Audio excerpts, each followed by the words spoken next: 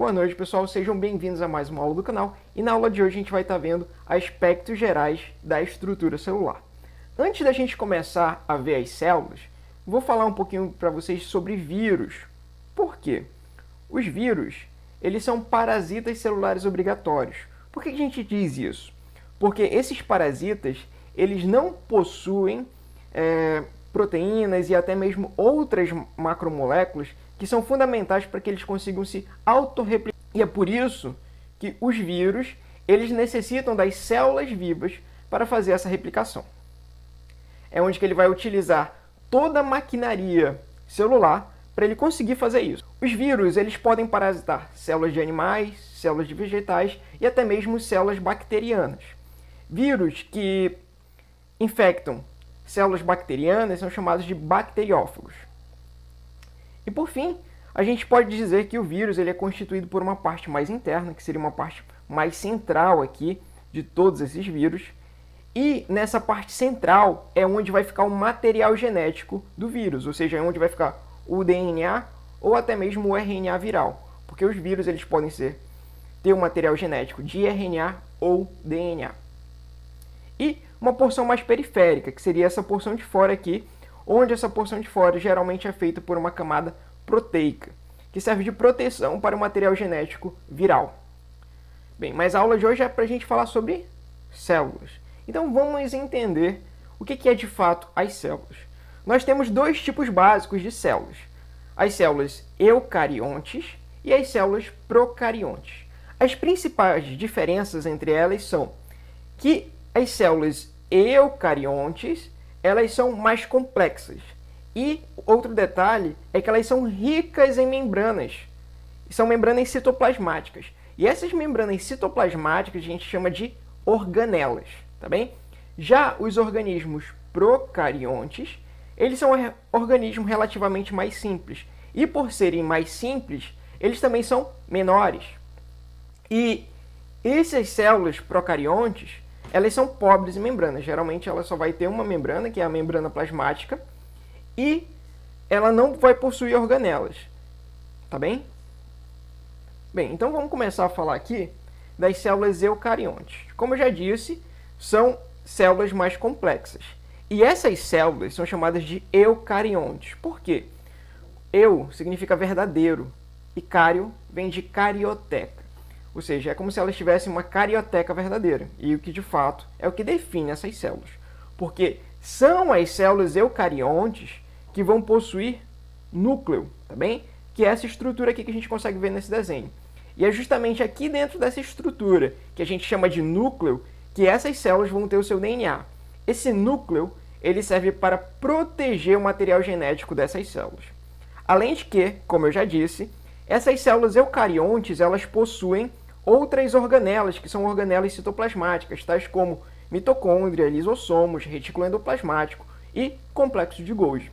Quando a gente olha uma célula eucarionte no microscópio, a gente fica visível para nós três estruturas. A primeira delas é o núcleo, que é essa estrutura central aqui no microscópio. Ou vocês podem ver também o núcleo aqui nessa célula que ela está corada.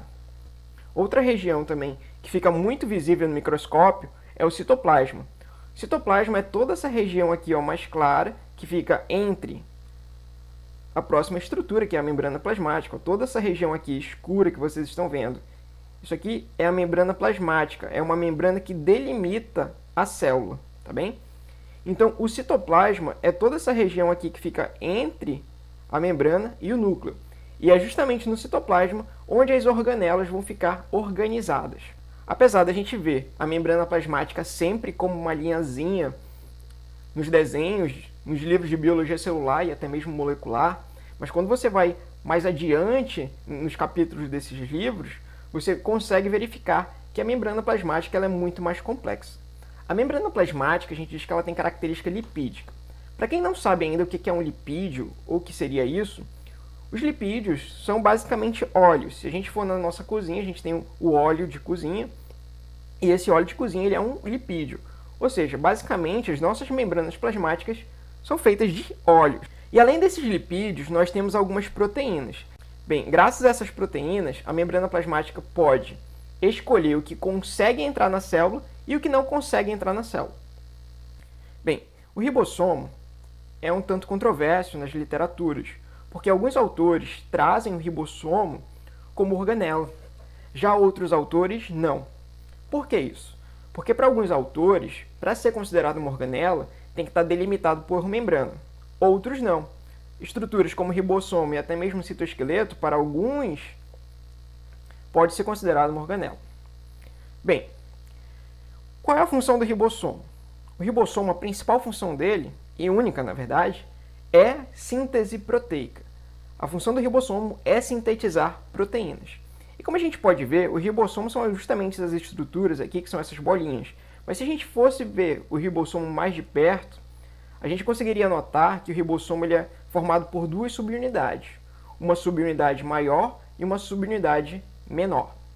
Bem, pessoal, outra organela que a gente consegue encontrar dentro das células eucarióticas é o complexo de Golgi.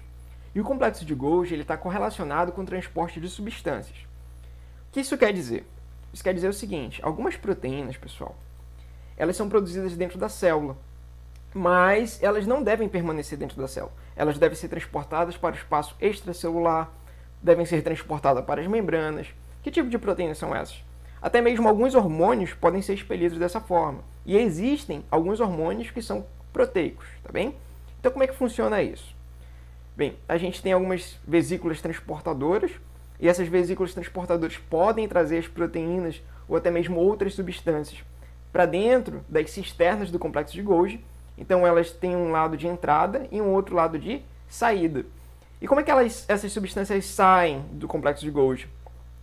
Bem, elas saem através dessas deformações que dão origem a vesículas.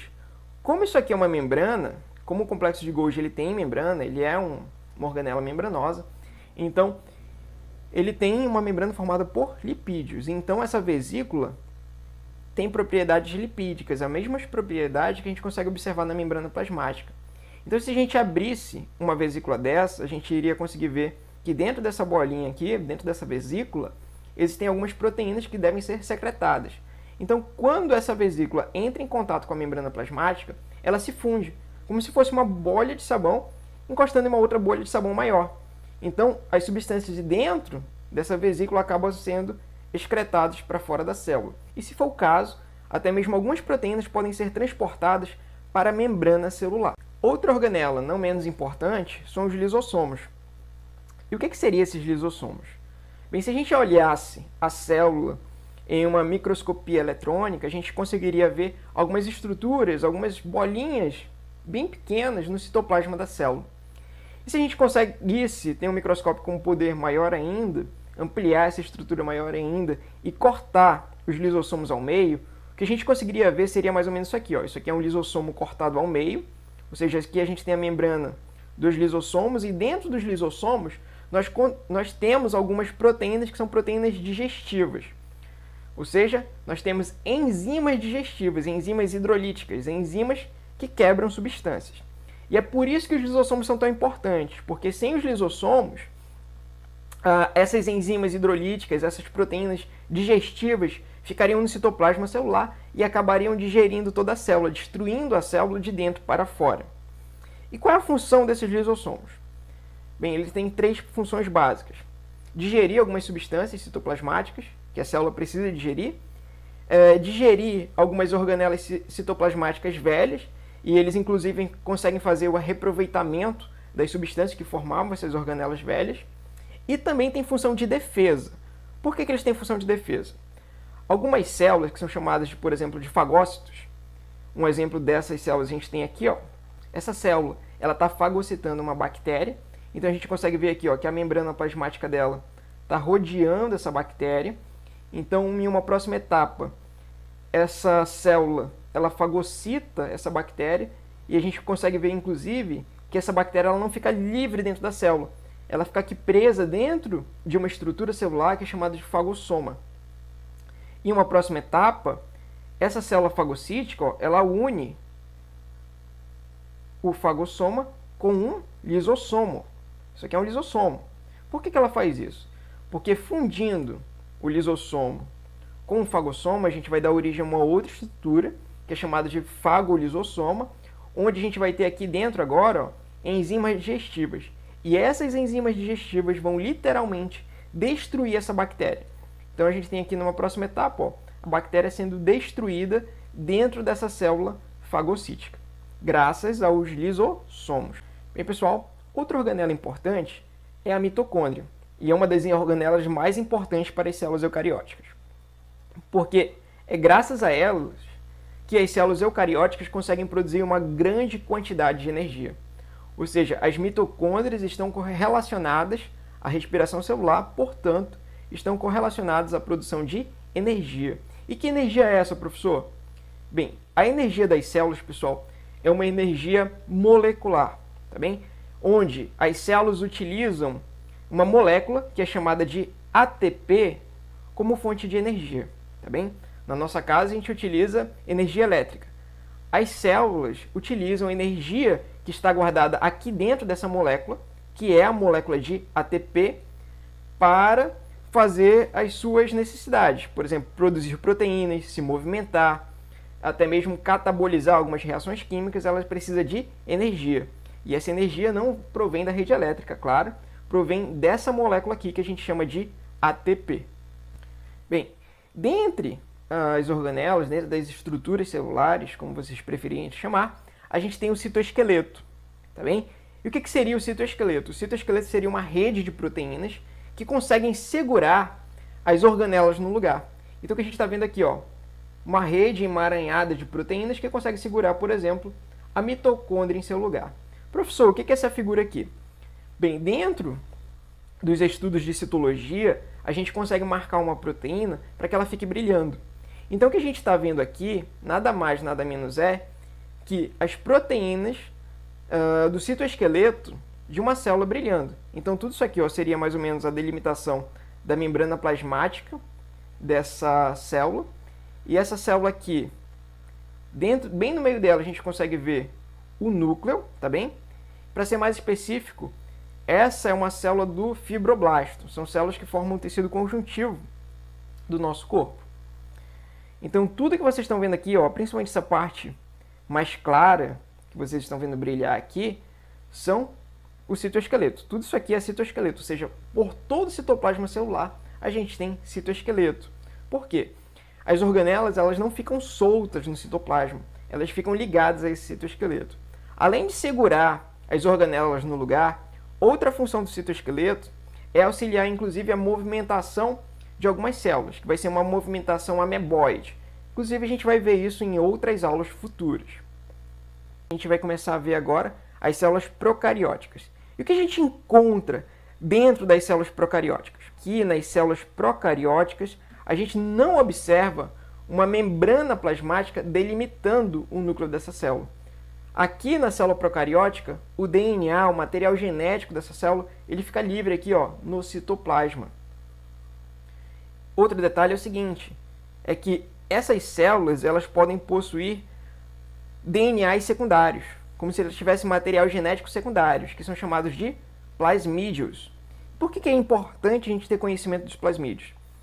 Porque esses plasmídios, eles podem dar algumas características secundárias para essas células, inclusive essas células procarióticas, principalmente bactérias, conseguem trocar esse material genético com uma outra célula e assim compartilhar algumas características de interesse delas. Que características seriam essas? Principalmente resistência aos antimicrobianos, resistência aos antibióticos, tá bem? Então é dessa forma que as bactérias acabam ficando multiresistentes. Elas vão adquirindo vários plasmídios de resistência e assim acabam ficando resistentes a vários antibióticos e, portanto, se tornando bactérias multiresistentes. Dentro das células procarióticas, a gente encontra os ribossomos, tá bem? Porque essas células precisam produzir suas proteínas, portanto, elas têm que ter ribossomos. O ribossomo procariótico ele é muito similar ao ribossomo eucariótico, no entanto, ele é um pouco menor. A gente encontra aqui também, na membrana plasmática dessa célula, a gente encontra uma estrutura aqui chamada de pile sexual. É justamente através dessas estruturas que esses organismos conseguem trocar esses plasmídios que eu falei anteriormente para vocês. A gente tem o citoplasma, obviamente, e essas células elas não possuem o citoesqueleto, mas elas possuem uma parede celular, que é como se fosse um exoesqueleto, que também é formado por proteínas, mas também tem alguns carboidratos aqui. E algumas bactérias, elas podem possuir cápsula, tá bem? E outras podem possuir flagelos, que são substâncias que auxiliam a movimentação desses organismos procarióticos. Eu não falei para vocês, mas os organismos eucarióticos podem possuir flagelo também. Algumas células eucarióticas podem ser flageladas.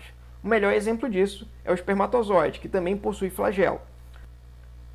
Bem, dicas da aula de hoje é vocês fazerem esse mapa conceitual aqui, ó, com essas palavras. Para quem não sabe o que é um mapa conceitual, a gente escolhe uma palavra central, que no caso aqui é célula, e posteriormente vai ligando a outras palavras, mas sempre você vai colocando aqui embaixo, ó, o conceito do que é célula, o conceito que é célula eucariótica, o conceito que é célula procariótica. E assim você vai montando seu mapa conceitual, ligando as palavras umas às outras. Outra coisa que é muito importante, geralmente é assunto de prova. Se o professor falou para vocês sobre célula eucariótica e célula procariótica, façam e treinem uma tabela entre as diferenças e similaridades entre a célula eucariótica e procariótica. Os professores amam cobrar isso nas provas, então estudem isso, foquem nas diferenças e similaridades dessas células, tá bem? Então, se você gostou do vídeo de hoje e ainda não é inscrito no canal, se inscreve aqui embaixo, dá o gostei e, se você quiser que eu dê a resposta desse mapa conceitual aqui, escreve embaixo nos comentários que eu posso trazer em um próximo vídeo para vocês, tá bem? Muito obrigado, pessoal, uma ótima noite e até a aula que vem.